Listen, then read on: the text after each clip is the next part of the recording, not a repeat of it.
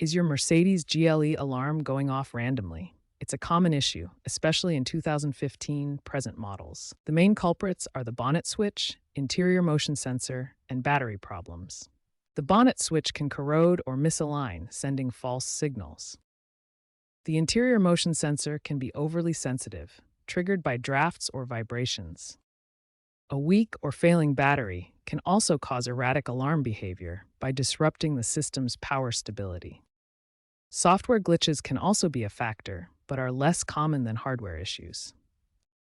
Understanding these components is the first step to fixing the problem and preventing costly trips to the mechanic. Before seeking professional help, start by inspecting and cleaning the bonnet switch contacts with electrical cleaner. This magnetic or contact sensor under the hood can corrode, causing false alarms.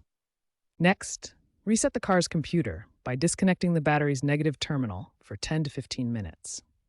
This recalibrates the ECU and alarm module, often fixing erratic behavior. Also, ensure your car battery is in good condition.